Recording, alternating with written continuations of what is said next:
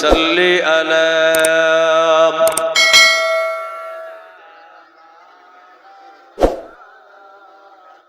ওয়ালা আলি সাইয়্যিদিনা।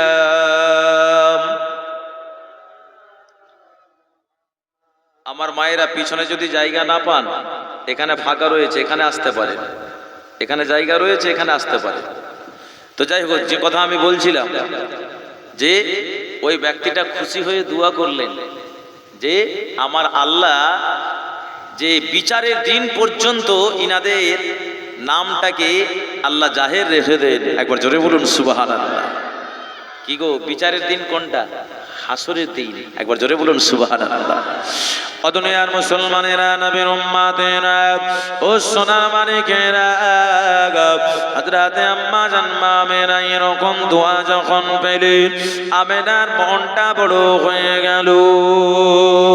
আমেনা দিনের পর দিন দেখা যায় ইয়াসরিবের জমিনে তিনার নামটা ইয়াসরিবের জমিনে খ্যাতি হয়ে যায়। শিক্ষার দিক থেকে বাবা, মানবতার দিক থেকে বাবা, গুণের দিক থেকে, সততার দিক থেকে আমেনার সঙ্গে ইয়াসরিবের একটা মহিলাও পারবে না। বিচার করে দেখা যায় আব্দুল ওয়াহাব জুহরির কন্যা আমেনা হচ্ছে এমনি করে ইয়াসরিবের মধ্যে বিখ্যাত। একবার জোরে জোরে বলুন সুবহানাল্লাহ। ও দুনিয়ার মুসলমানেরা, নবীর উম্মতেরা, ও সোনার মানিকেরা, এমন সময় দেখা যায় বাবা ইয়াসরিবের জমিন থেকে আমেনার বিবাহ শাদীর অনেক পায়গাম চলে আসে। ওই সময় স্ত্রী মারিয়া জানিয়ে দেন মক্কা ইয়াসরিবের লোকেরা, না না না, আমার স্বামী আব্দুল ওয়াহাব জুহরি খানায় কাবা বাইতুল্লাহ শরীফ হজ করতে গিয়েছে, আমরা বিবাহর পায়গাম এখন গ্রহণ করতে পারি না। পায়গাম শব্দের অর্থ হলো প্রস্তাব বাবা, যেটা আমরা বিবাহের প্রস্তাব বলি। ও নওজওয়ানেরা, যুবকেরা, এমন সময় দেখা যায় এমনি করে বাবা আমার স্বামী আব্দুল ওয়াহাব জুহরি মক্কাতুল মুকাররমা থেকে যখন ফিরবে, সিদ্ধান্ত খানা তখনই হবে। এমন সময় খানায় কাবা বাইতুল্লাহ শরীফে আব্দুল ওয়াহাব জুহরি যখন হজ করতে গিয়েছেন, এদিকে দেখা যায় আব্দুল ওয়াহাব জুহরির সঙ্গে খানায় কাবা বাইতুল্লাহর মুতাআল্লি যিনি এমনি করে আব্দুল মুত্তালিব, এদের আগে থেকে বংশের একটা সম্পর্ক ছিল বাবা। ওই সময় আব্দুল ওয়াহাব জুহরিকে পেয়ে আব্দুল মুত্তালিব এতটা আনন্দ পেয়েছে। ও ভাই আব্দুল ওয়াহাব জুহরি, অনেকদিন পর দেখা হয়েছে, কথাবার্তা বলতে বলতে তোমার কটা ছেলে মেয়ে? এমন সময় আব্দুল ওয়াহাব জুহরি বলেন, আমার একটাই আল্লাহ পাক কন্যা সন্তান দান করেছেন। ওই কন্যা সন্তানের জন্য আমি নিয়াত করেছিলাম খানায় কাবা বাইতুল্লাহ আমি হজ করে আসবো। একবার জোরে জোরে বলুন সুবহানাল্লাহ। এই জন্য আমি হজ করতে এসেছি। কন্যার নাম কি? আমার কন্যার নাম রেখেছি আমেনা। একবার জোরে বলুন সুবহানাল্লাহ। আব্দুল মুত্তালিব বলেন আমিনা। সে কিন্তু অবাক হয়ে যায়, কেন আপনি আমেনা বললেন ভাই আব্দুল মুত্তালিব? আব্দুল মুত্তালিব বলেছিলেন আমার একমাত্র ছোট বেটা, যার লকাব হলো জাবিহুল্লাহ, ওর নাম হলো আব্দুল্লাহ। এ আব্দুল্লাহ যখন রাস্তা দিয়ে মাঠে ঘাটে হেঁটে যায়, গাছপালা তরুলতারা বলে, ও আমেনার স্বামী, আপনি আমাদের পক্ষ থেকে সালাম গ্রহণ করুন। আর একটু জোরে বলুন, ও নওজওয়ানেরা, যুবকেরা, ও সোনার মানিকেরা, এমন সময় দেখা যায় আব্দুল মুত্তালিব কিন্তু অবাক হয়ে গেলেন। আমিও তো আমার বেটার এমনি করে বৌমা খোঁজ করি, কিন্তু আমি সন্ধান পাই না। আর এমনি করে আমেনা নাম বলল। আমেনার সমস্ত কথা খুলে বললেন। ইয়াসরিবের জমিনে আমেনার নাম খ্যাতি সম্পন্ন হয়েছে, কিন্তু বাবা যে বিখ্যাত হয়ে যায় ভালোর দিক থেকে আর খারাপের দিক থেকে, এ খবর খবরটা কিন্তু পুরা দেশের মধ্যে ছড়িয়ে যায়।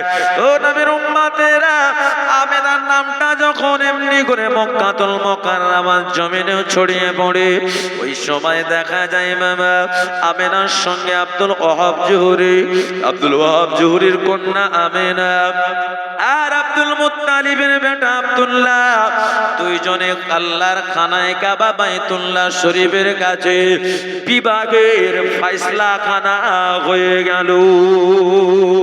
এমন সময় দেখা যায় আব্দুল মুত্তালিব বললেন, ভাই আব্দুল ওয়াহাব জুহরি, তোমার কলিজার টুকরি আমেনাকে তুমি কানায় কাবা বাইতুল্লাহর কাছে আনো।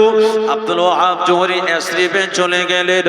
ইয়াসরিব বাবা অনেকটা দূর, যার বর্তমান নাম হলো মাদিনা। ওনাও জাওয়ানের যুবকেরা আব্দুল ওয়াহাব জুহরি যখন চলে গিয়েছে ইয়াসরিবে, এমন সময় দেখা যায় কানায় কাবা বাইতুল্লাহর মুতাআল্লিক আব্দুল মুত্তালিব উনিও কিন্তু চলে গিয়েছে বাবা এমনি করে নিজের বাড়িতে আব্দুল্লাহকে সাজগোজ করানোর জন্য। যেই বাড়ি গিয়েছেন, এদিকে আব্দুল্লাহ তার আব্বা আব্দুল মুত্তালিবকে বলেন, আব্বা জান, ফাতেমা বিনতে মুররার সঙ্গে কথা হয়েছে, ওই মহিলাটা আমাকে বারে বারে ডাক দেয়। আমি আব্দুল্লাহ, আমি কোন মহিলার সঙ্গে তো কথাবার্তা বলি না, কথাবার্তা বলা তো দূরের কথা, কোন মহিলার দিকে আমি চোখখানা তুলেও তাকায় না। ও আমার আব্বা জান, ফাতেমা বিনতে মুররা আমাকে বারে বারে বলেছে, আব্দুল্লাহ আপনি একটু দাঁড়ান না, আপনার সঙ্গে আমার কথা রয়েছে। বারে বারে যখন আমাকে ডাক দেয়, ওই সময় আমি কিছু না করতে পেরে দাঁড়িয়ে গেলাম, কারণ আমি তাকে দুঃখ কেন দেব? ও আমাকে ডাকে কি কথা বলে আমি আগে শুনি। আব্বা জানো, ও বলল আপনি আপনার আব্বা আব্দুল মুত্তালিবের সঙ্গে ডিসকাস করবেন, আলোচনা করবেন। আমি ফাতেমা বিনতে মুররা, আমি যদি আপনার স্ত্রী হতে পারতাম আমার জীবনটা ধন্য হয়ে যেত। আব্দুল মুত্তালিব বলেছেন, বেটা আব্দুল্লাহ, এ মহিলাটা ভালো, এ খারাপ হতে পারে না, কারণ গার্জেনের সঙ্গ নিয়ে কথা বলেছিল। কিন্তু বেটা একটাই দুঃখ, ও আশা করেছে কিন্তু ওর আশা তো পূর্ণ হলো না। আমি খানায় কাবা বাইতুল্লাহ শরীফের কাছে আমেনা নামক মহিলার সঙ্গে তোমার বিবাহ ঠিক করেছি।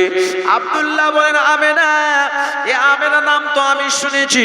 এমনি করে আমাকে গাছ থেকে আওয়াজ আসে, গাছ থেকে আওয়াজ আসে, পাখা জায়গা থেকে আওয়াজ আসে, এ রাসূলুল্লাহ আব্বা জান হযরত আব্দুল্লাহ, ও আমেনার স্বামী, আপনি আমাদের পক্ষ থেকে সালাম গ্রহণ করুন।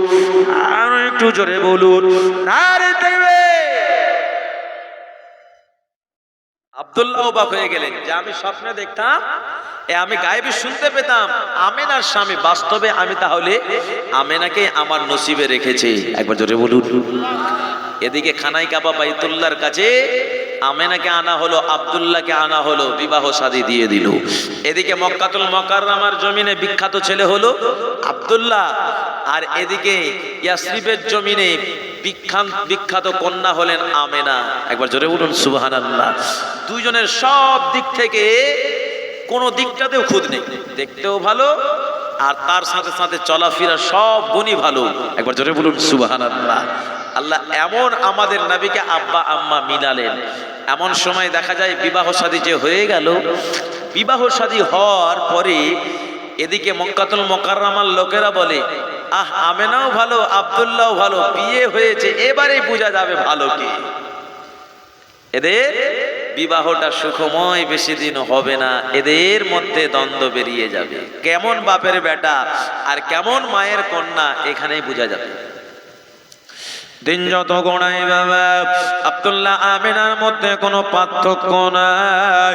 যতদিন যায় আব্দুল্লাহ এবং আমেনা তত ভালোবাসা বেড়ে যায়। আর একটু জোরে বলুন সুবহানাল্লাহ। ও দুনিয়ার মুসলমানেরা, নবীর উম্মতেরা, ও সোনার মানিকেরা, এমন সময় দেখা যায় হযরতে আব্দুল্লাহ এবং আমিনার এত মধুর প্রেম, মধুর ভালোবাসা। হযরতে আব্দুল্লাহ একদিন আমিনাকে জিজ্ঞেস করেছিলেন, ও আমার বিবি সাহেবা আমিনা, তোমার জীবনের একটা মোক্ষম ঘটনা আমাকে শোনাও। রাতে মা আমিনা ওই সময় আব্দুল্লাহকে বলেছিলেন, স্বামী আমি আমিনা আমার জীবনের কোনটা মোক্ষম ঘটনা বলবো? আমার অনেক ঘটনা রয়েছে, তার মধ্যে আমি আমার জীবনের বাস্তব একটা সত্য ঘটনা আপনাকে শোনাই। আমি একদিন আমার 7-8 বছর বয়সে আমি এমনি করে এমনি করে মরুভূমি এলাকা পার করে আমার বান্ধবীর বাড়ি যাচ্ছিলাম। যেতে যেতে আমি রাস্তায় একটা টাকা পেলাম, ওই টাকাটা দিয়ে বান্ধবীর বাড়ি গেলাম। বান্ধবী আমাকে বারে বারে খরচ করতে বলে, ও স্বামী ওই খরচ করা টাকাটা আমার ঠিক হবে, কারণ ওর মালিক তো আমি নয়, ওই টাকার মালিক হচ্ছে অন্য জন, কারণ আমি খরচ করলে ও তো দুঃখ পাবে।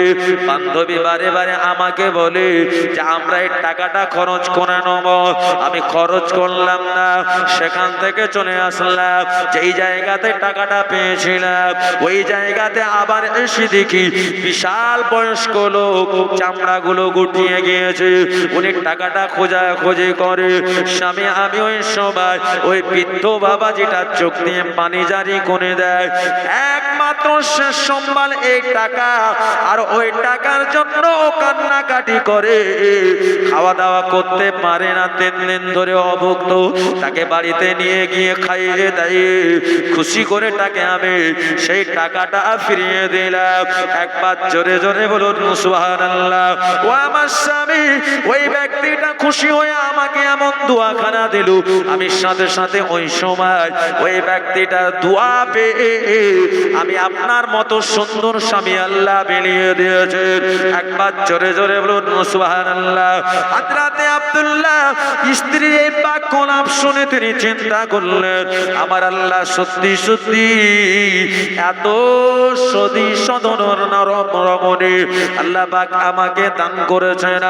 ওই সময় হযরতে আব্দুল্লাহ মনটা বড় করে আদর করে ভালোবাসা দিয়ে মা আমিনার কপালে চুমা দিয়েছিলেন। এই চুমা দেওয়ার সাথে সাথে নূরে মুহাম্মদ সাল্লাল্লাহু আলাইহি ওয়াসাল্লাম হযরতে আব্দুল্লাহর কপাল থেকে আমিনার কপাল মোবারকে চলে যায়। আর একটু জোরে বলুন নারে তাকবীর। ও নওজওয়ান যুবকেরা, তরুণেরা, বাচ্চারা, ও সোনার মানিকেরা, তাই সত্যের সব জায়গা মূল্য রয়েছে বাবা, মর্যাদা সব জায়গায় পাবেন। আল্লাহর রাস্তায় যদি আমরা চলি, আল্লাহ পাক মর্যাদা জেনেওয়ালা, আল্লাহ পাক সম্মান দেনেওয়ালা। চলাফেরাটা সৎ রাখতে হবে, নিয়াতটা খাঁটি রাখতে হবে। অবশ্যই অবশ্যই আমার আল্লাহ মর্যাদা ওই বান্দা বান্দিকে দিয়ে দেবে। আর একটু জোরে বলুন সুবহানাল্লাহ। ও নওজওয়ানেরা, যুবকেরা, তরুণেরা, বাচ্চারা, এমন সময় দেখা যায় দিনের পর দিন আমিনার চেহারাটা আরো চাঁদের মতো কিরণ দিতে রয়েছে। এমনি করে আমিনার চেহারাটা আরো সুন্দর হতে লেগেছে। এমন সময় দেখা যায় বাবা আমিনা এবং আব্দুল্লাহর প্রেম প্রীতি ভালোবাসা এত বেড়ে যায়। ওই সময় দেখা যায় বাবা আব্দুল্লাহ একদিন কোনো কারণে বাবা আবার বাজারের দিকে গিয়েছে, আর ফাতেমা বিনতে মুররা তিনি কিন্তু আব্দুল্লাহকে দেখতে পেয়েছে। আর ফাতেমা বিনতে মুররা আব্দুল্লাহ কপালের দিকে চেয়ে দেখে বলে, এ হযরতে আব্দুল্লাহ আপনার কি বিবাহ শাদী হয়েছে? আব্দুল্লাহ বলে হ্যাঁ হ্যাঁ হয়েছে। ওই সময় ফাতেমা বিনতে মুররা কপালে বলেছিলেন, দুরূদ শরীফ আল্লাহুম্মা সাল্লি আলা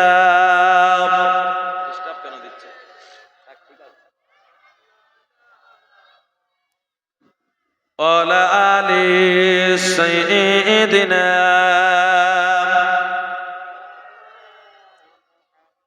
ফাতেমা বিনতে মুররা বলছেন, আব্দুল্লাহর কপালটা দেখে, আব্দুল্লাহ আপনি কি বিবাহ করেছেন?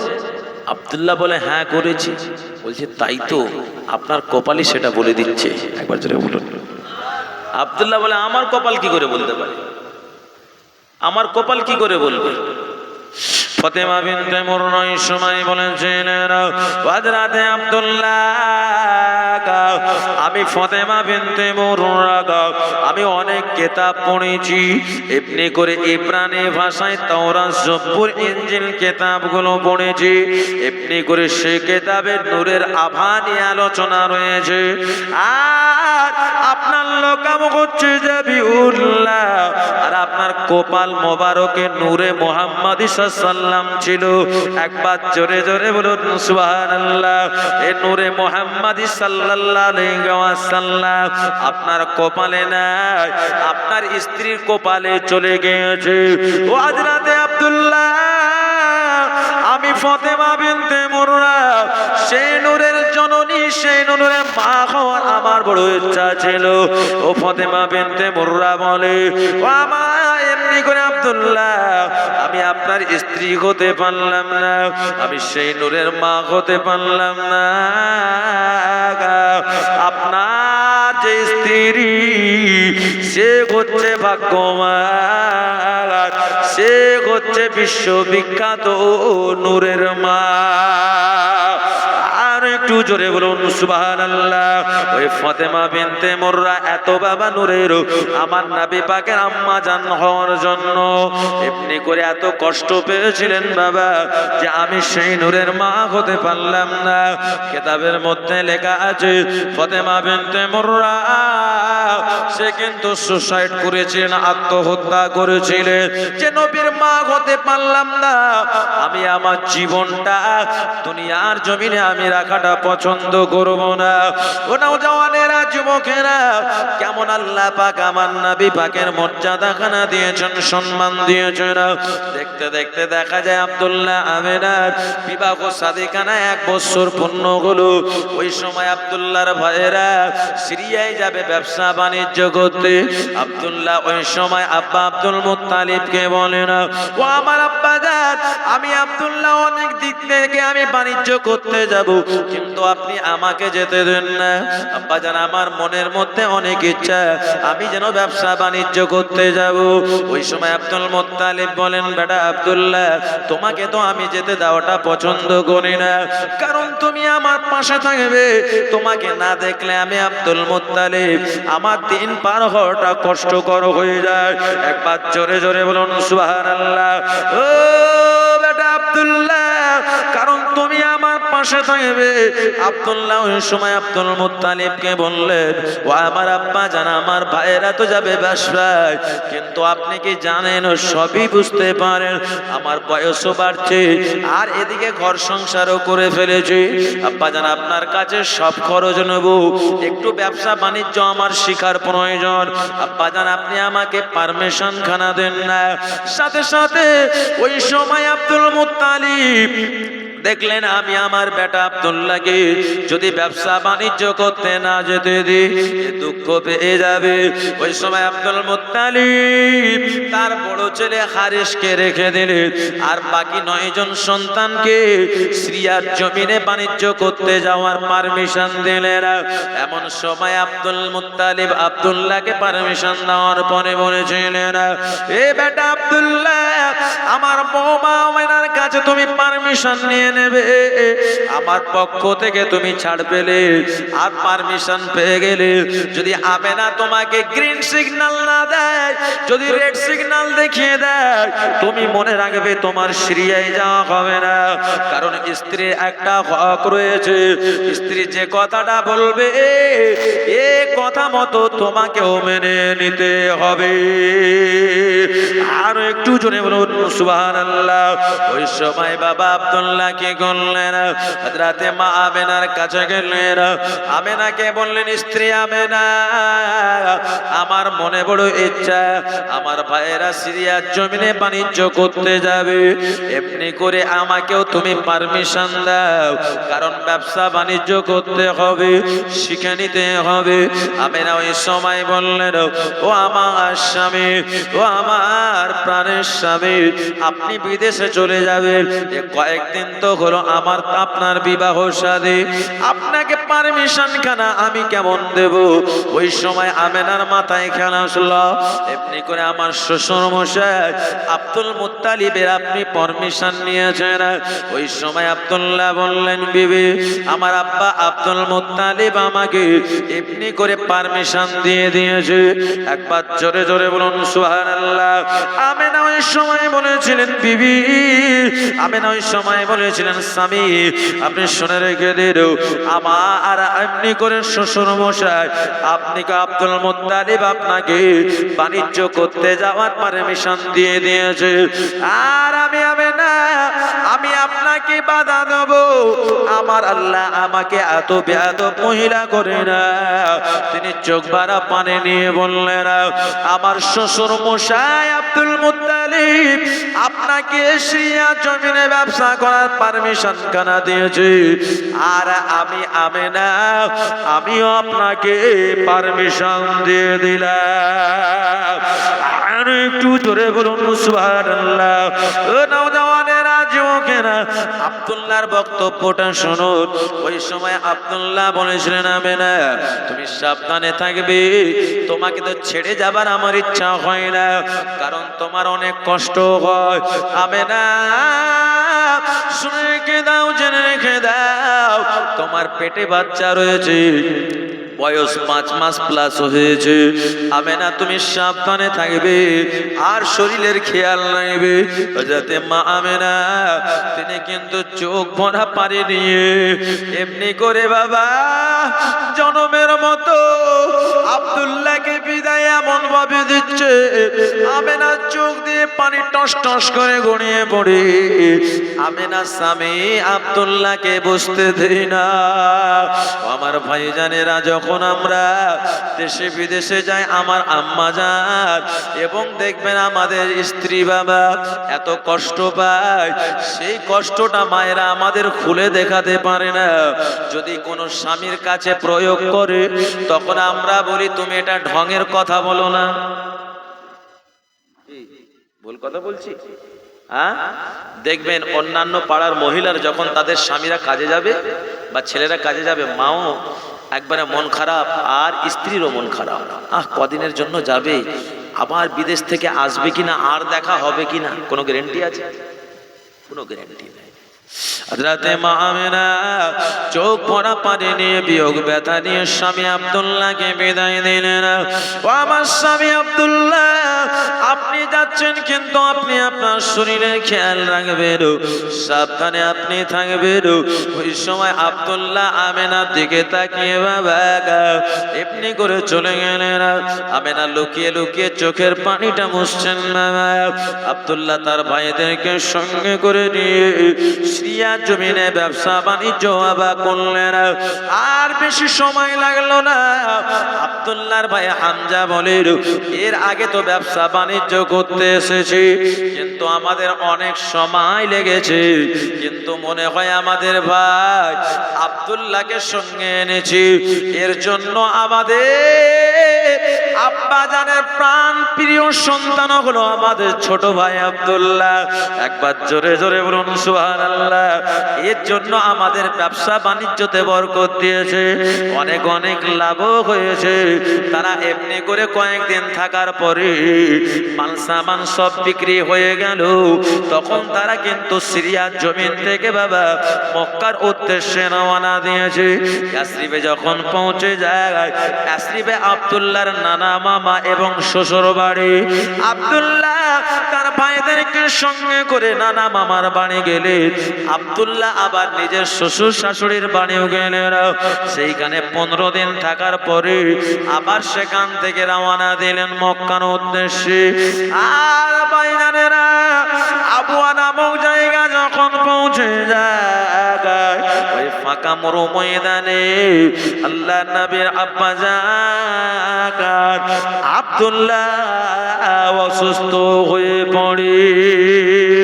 আব্দুল্লাহ এমন অসুস্থ হয়ে পড়ে আর বলেন, ও আমার ভাইরা, আমি আব্দুল্লাহ আমার মনে হয় আর বাঁচবো না। এই যেই কথা বলেছেন বাবা, আব্দুল্লাহর বাকি 8 জন ভাগায় চোখ কানা দিয়ে পানি জারি হয়ে যায়। ও আমাদের ছোট ভাই আব্দুল্লাহ, কি কথা শোনাও রে? আমরা বড় ভাই থাকতে তুমি বিদায় নিয়ে চলে যাবে, আর তোমার এমনি করে স্ত্রী আমেনা এও তো বিধবা হয়ে যাবে। এইরকম বাবা ভাইদের মধ্যে কান্নাকাটি শুরু হয়ে গেল। ও আমার ভাইজানেরা, এমন সময় দেখা যায় আব্দুল্লাহ এত বাবা রাহাজারি শুরু হয়ে গেল। আব্দুল্লাহ বলেন, ও আমার ভাইরা, আমি আব্দুল্লাহ আর আমার সহ্য হয় না, ভিতরটা আমার চাউচিরু হয়ে যায়।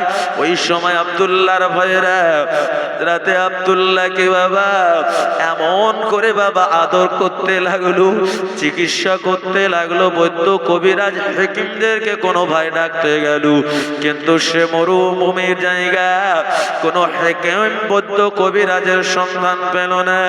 এমন সময় দেখা যায় আব্দুল্লাহর ভাইয়েরা প্রাথমিক ভাবে তারা চিকিৎসা করতে লাগলো, হাত পা ডলতে লাগলো।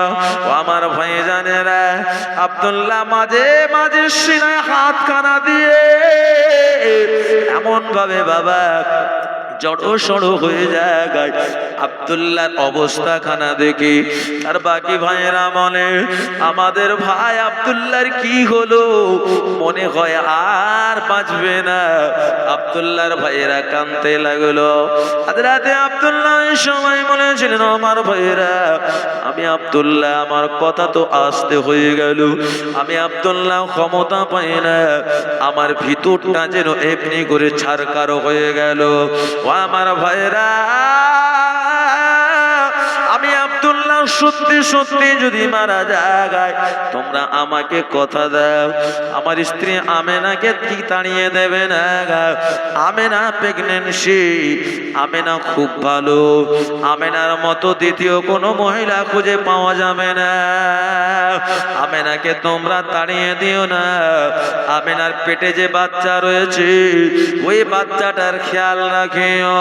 আব্দুল্লাহর ভাইরা এই কথা শুনে কাঁদতে কাঁদতে বলেছিলেন, ও ভাই আব্দুল্লাহ, এইরকম কথা বলো না ভাই, আমাদের বৌমা আমেনাকে আমরা তাড়িয়ে দিতে পারি না, তুমি আমাদের রেখে চলে যাবে ভাই আব্দুল্লাহ, এটা আমরা মেনে নিতে পারি না।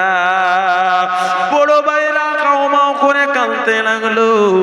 এদিকে দেখা যায় আব্দুল্লাহ এমনি করে মালাকুল মউত হযরতে আজরাইল আলাইহিস সালাতুস সালাম আব্দুল্লাহর জানটা কবজ করে নিয়ে চলে গেল। আব্দুল্লাহ ইন্তেকাল হয়ে গেল। সকলে বলুন ইন্না লিল্লাহি ওয়া ইন্না ইলাইহি রাজিউন।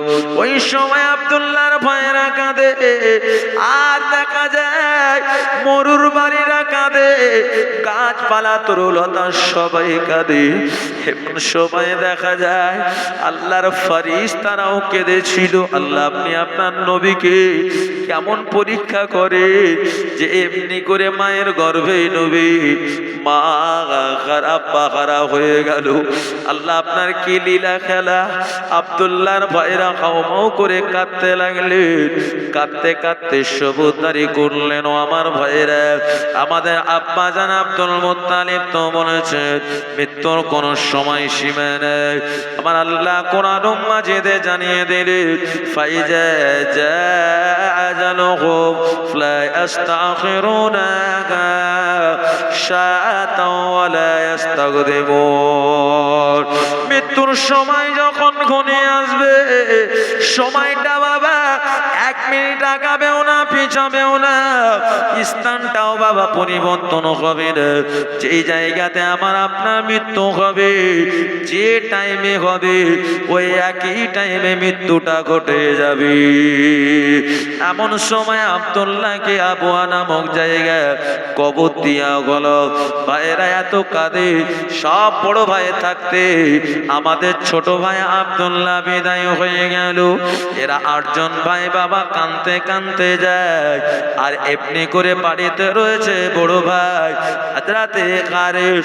ওই সময় আব্দুল মুত্তালিব হারিসকে বলেছিলেন, এ বেটা হারিস, আর দেরি নয়, তোমার এমনি করে ভাইয়েরা বাণিজ্য করে ফিরছে, তোমার ভাইদের তুমি এমনি করে এগিয়ে স্বাগতম জানিয়ে তাদেরকে আনতে যাও।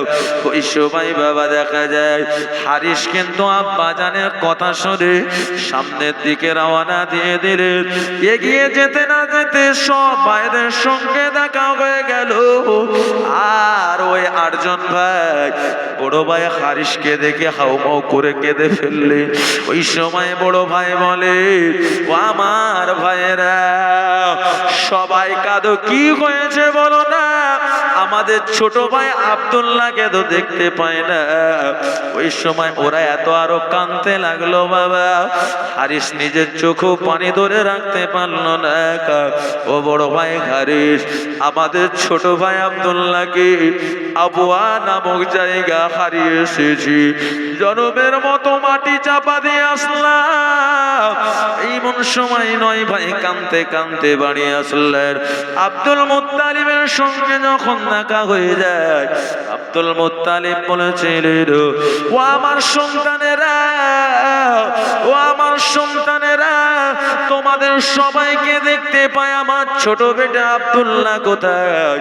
আব্দুল্লাহ এই সময় দেখেন আব্দুল্লাহর ভাইয়েরা অজন নয়নে কাঁদে। আব্দুল মুত্তালিব বলেন, সব বেটাকে দেখতে পেলাম, কিন্তু আমার ছোট বেটা আব্দুল্লাহকে দেখতে পায় না। ওরা এমনি করে হাউমাউ করে কেঁদে উঠলেন।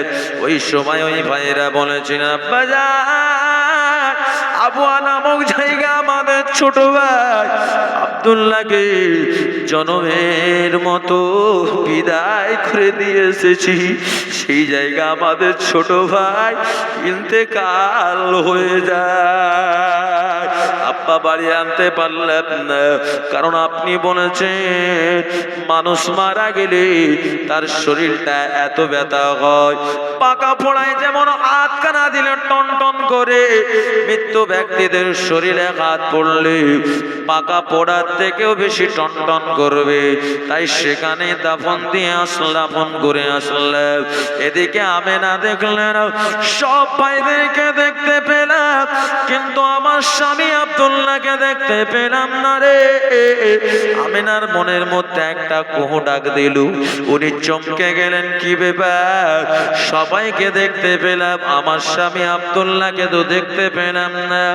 আমেনা ওই সময় কুড়ে ঘর থেকে বেরিয়ে শ্বশুর মশাই আব্দুল মুত্তালিবের কাছে আসলেন। যে আমেনা এসেছে, এসে স্বামী এমনি করে আব্দুল মুত্তালিবকে বলেন, আব্বাজান, সব ভাইকে দেখতে পেলাম, কিন্তু আমার স্বামী আব্দুল্লাহকে তো দেখতে পাইলাম না। আব্দুল মুত্তালিব আমেনাকে দেখে অজন নয়নে কাঁদতে লাগলেন। ও পুত্রবধূ আমেনা, আমার ছোট বেটা আব্দুল্লাহকে আর পাবে না। আমেনা ওই সময় বলে, আমি এমনি করে স্বামী খারাপ হয়ে গেলাম, মনে হলো আল্লাহর আসমানটা আমেনার মাথার উপরে ভেঙে পড়লো, আর জমিনের মাটি ইটা যেন সরে গেল। আমি আমেনা ছাড় খেয়ে পড়ে গেলাম। আমেনা এত অজন নয়নে কাঁদতে লাগলো। আমি আমেনা অল্প বয়স বিধবা হয়ে গেলাম। আমি আমেনা এই অল্প বয়সে এমনি করে স্বামী খারাপ হয়ে গেলাম, একদিকে বিধবা ঘর জ্বালা যন্ত্রণা, আমি আমেনা এই যন্ত্রণা, আর অন্যদিকে আমার স্বামীর কথা বলা অনুযায়ী আমার পেটে বাচ্চার বয়স তো হয়ে গিয়েছে 6 মাসে। আমি আমেনা মক্কার জমিনে বিধবাদের কেউ মর্যাদা দেয় না, ইতিমদেরও মর্যাদা দেয় না। স্বামী হারার যে জ্বালা যন্ত্রণা সেটা তো ভোগ করতেই হলো। আমি আমেনা এই আমি জাহেলিয়াতের যুগে আমি মা হয়ে সহ্য করে নেব। আমার বেটা আব্দুল্লাহ, আমার বেটা এমনি করে আমার গর্ভে যে সন্তান রয়েছে, এই সন্তান এতিম বলে সবাই অবহেলা করবে, ঠাট্টা করবে, কুনজরে তাকাবে, বিধবাদেরকেও খারাপ নজরে দেখবে। আমি আমেনা এগুলো কি করে সহ্য করব? ও কানাইকাবা বাইতুল্লাহর মালিক আল্লাহ, আমি আমেনা কি এমন অপরাধ অন্যায় করেছিলাম যে আমি আমেনা স্বামী খারাপ হয়ে যাব, আমার ছেলেটা আব্বা খারা এতিম হয়ে যাবে? আল্লাহ পাক আমি আমেনা ওই সময় আমেনাকে আব্দুল মুত্তালিব সান্ত্বনা দিতে লাগলেন। এ পুত্রবধূ আমেনা, চিন্তা করো না, চিন্তা করো না, আল্লাহ পাকের যা হুকুম হয়েছে তোমাকে আমি বাড়ি থেকে তাড়িয়ে দেব না। ওরে পুত্রবধূ আমেনা, জাহেলিয়াতের যুগে, অজ্ঞতার যুগে স্বামী ইন্তেকাল হলে স্ত্রীকে বাপের বাড়ি তাড়িয়ে দিত। ও আমার পুত্রবধূ আমেনা, আমি আব্দুল মুত্তালিব কথা দিলাম, তোমার ভরণ পোষণ যাবতীয় দায়িত্ব আমি আব্দুল মুত্তালিব নিজের কাঁধে তুলে নিলাম। আর একটু জোরে বলুন সুবহানাল্লাহ। নারী তাকবীর, নারী তাকবীর। একবার দরুদ শরীফ আল্লাহুম্মা।